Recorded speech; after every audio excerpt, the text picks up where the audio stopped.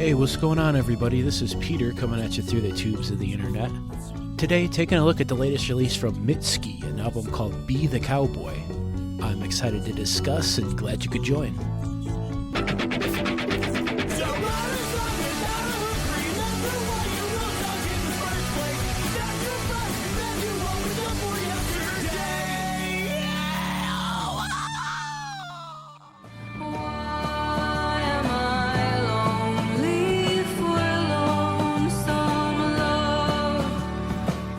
Fast Facts.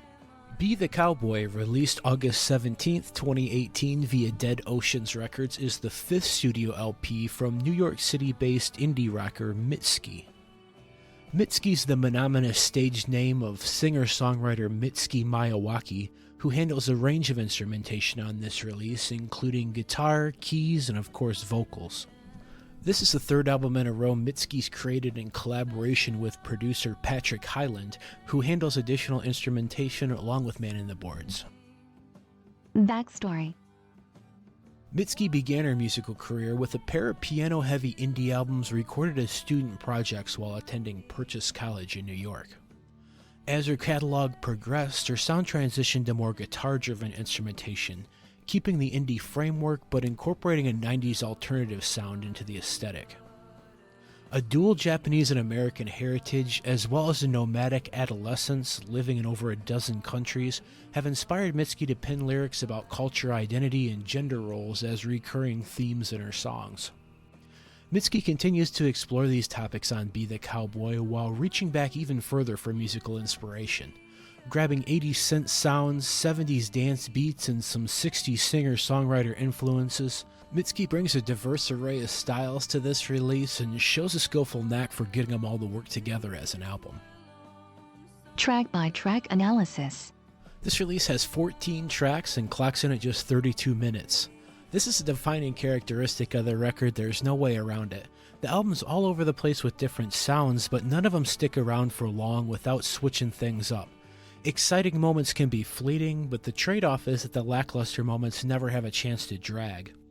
For the most part, Mitski uses the song lengths purposefully and is able to make effective statements within this unique, somewhat stilted framework. Track 1, Geyser.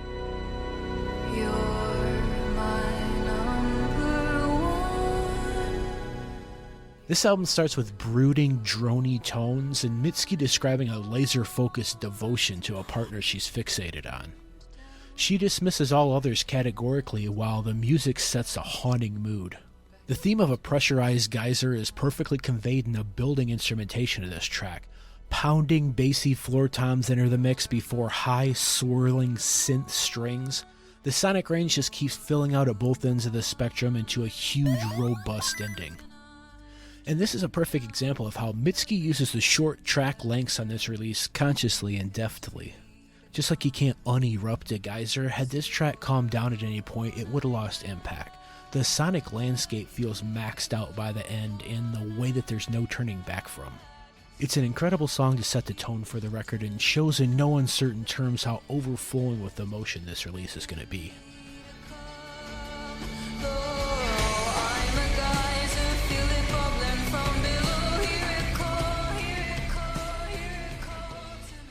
Track 2, Why Didn't You Stop Me? Mitski jumps into some weird instrumentation for the second track. Harsh guitar strums and 80s horror score synth jump out high in the mix over a fast drum machine continuously plugging away. Each element sounds out of place when it first enters the mix, but by the end of the track they gel together surprisingly well. I don't love this song, but it does stick with me in an infectious way. The lyrics maybe don't add a whole lot, but Mitski's ability to mold unique sounds together is commendable and an important trend for the record overall. She lays the groundwork here and then reuses some of these elements to better effect later on the album.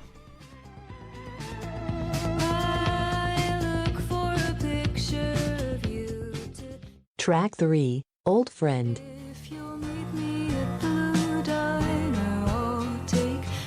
Unlike the last track, the strength of the vocal performance here really carries the tune. Mitski describes meeting up for a tryst at a roadside diner, and the secrecy of this off-the-books relationship comes through strongly. Mitski conveys a palpable nervousness when she says the pair nearly drowned as a result of these meetups, and in the paranoid tone that she asks, I haven't told anyone, just like we promised.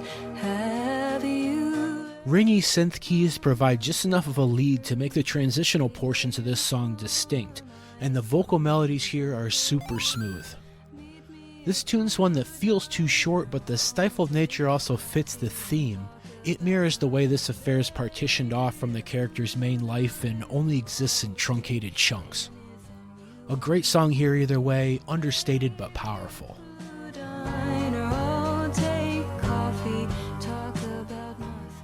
Track 4, April.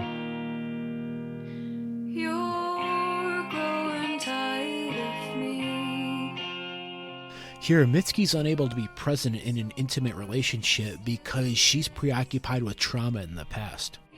The metaphor she uses for this is incredibly vivid, rolling a pearl around in her skull. Maybe the idea that her brain's been rounded off and buffed smooth from obsessing over past regrets constantly. She can feel it pushing her partner away, but her primary love is that warm glow of perpetual war, not them. Chugging rock instrumentation helps convey the torment of this track, a great song in a familiar style for Mitski. It's just that I fell in love with a war. Track 5, Lonesome Love. I'll call you to see you again so I can win. A country western vibe comes through on this track where Mitski attempts to embody the album's titular cowboy, but fails to recreate the desired swagger in the story she tells. She sets up a meeting with an ex and gets dressed to the nines to tell him off, but then crumbles under his charm immediately upon the opportunity presenting itself. The second verse jumps to a walk of shame period the next day, similar to her song Happy, with Mitski paying her own cab home and feeling defeated. The laid-back, shuffling nature of the instrumental makes this defeat seem all too routine. Mitski does a good job of portraying the loop of unlucky love she's stuck in. Nobody fucks me like me. Track 6, Remember My Name. A grating guitar tone starts off harsh and high in the mix for this song. It backs off in a muffled way once the vocal enters the track, but these elements seem to really clash with each other.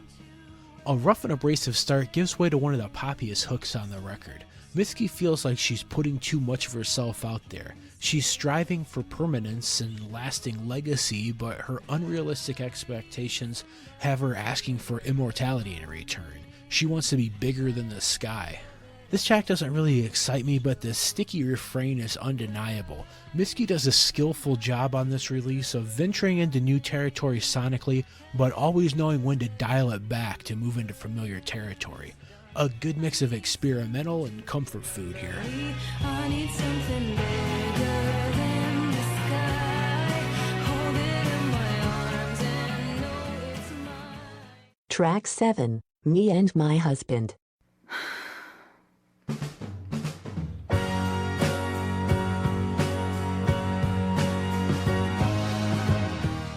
The exasperated sigh that starts this track is the perfect encapsulation of the theme, which finds Mitski sacrificing her autonomy to exist only as the partner of her husband.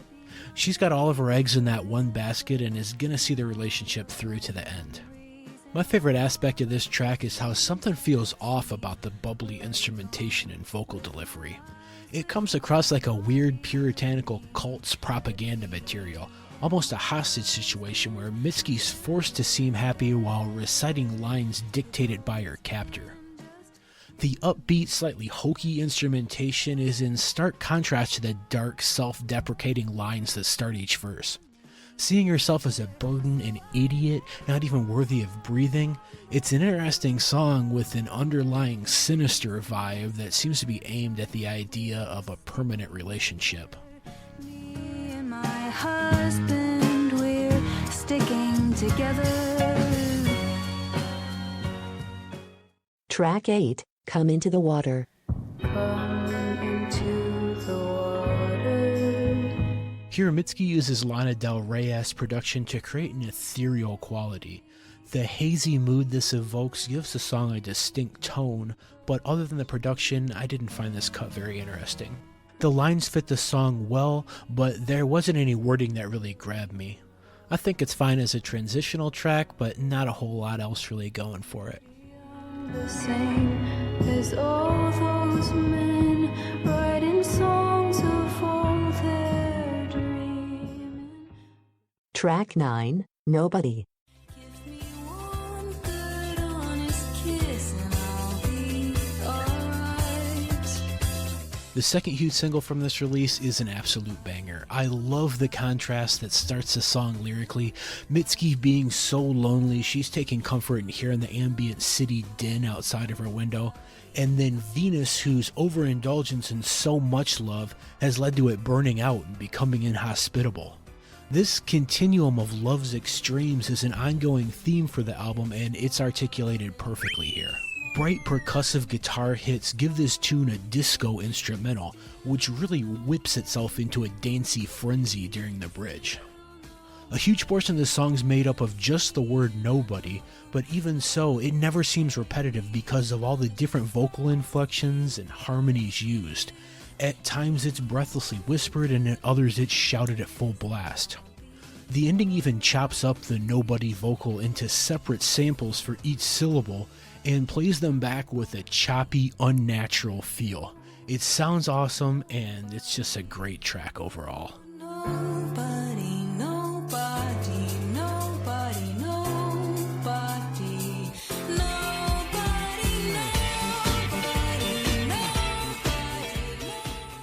Track 10, Pink in the Night.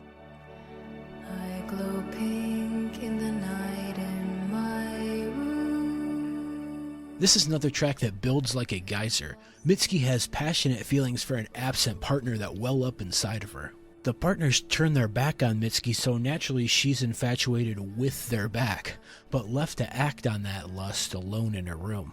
A muffled kick drum enters the mix when the vocals mention heartbreak falling like gentle rain, and it's a great synergy between music and lyrics.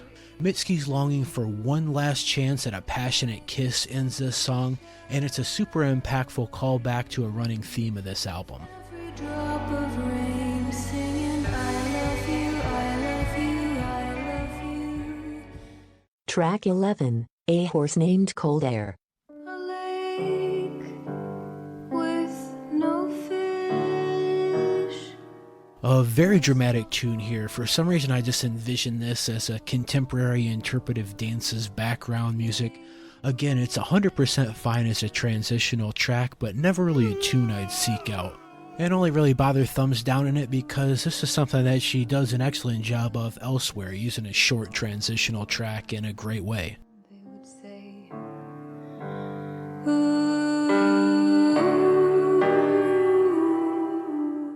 Track 12, Washing Machine Heart.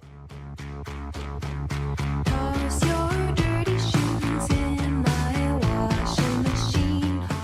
I love this song's rhythmic, infectious beat. The rubber bandy synth, the punchy hand claps, everything about the instrumentation is perfect. And then later Mitski drops on some Haunted Mansion shit for the keyboard lead. Really incredible stuff and some of the coolest instrument sounds I've heard in recent memory. The vocals also land great with the theme. Dirty shoes rumbling around in a washer maybe mirror the rough and tumble treatment of her heart. By the end, Mitski resorts to just repeating the line, "Why not me?" and the production feels like a swirling vortex closing in around the listener. Very cool stuff.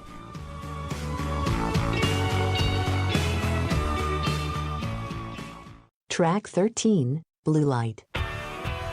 Somebody kiss me, I'm going crazy.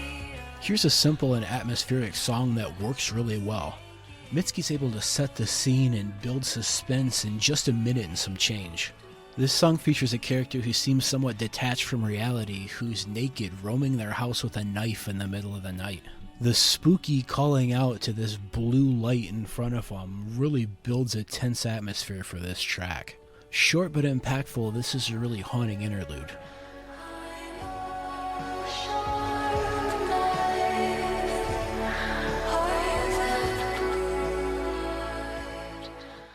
Track 14, Two Slow Dancers.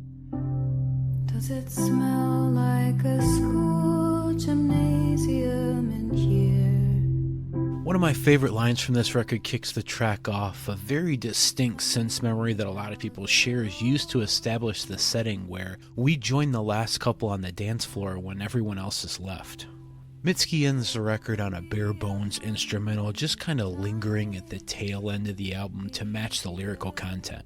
It's a pretty and forlorn sound, reflecting on what could have been a fitting ending considering the mood of this release, and this is a strong closer. And it is.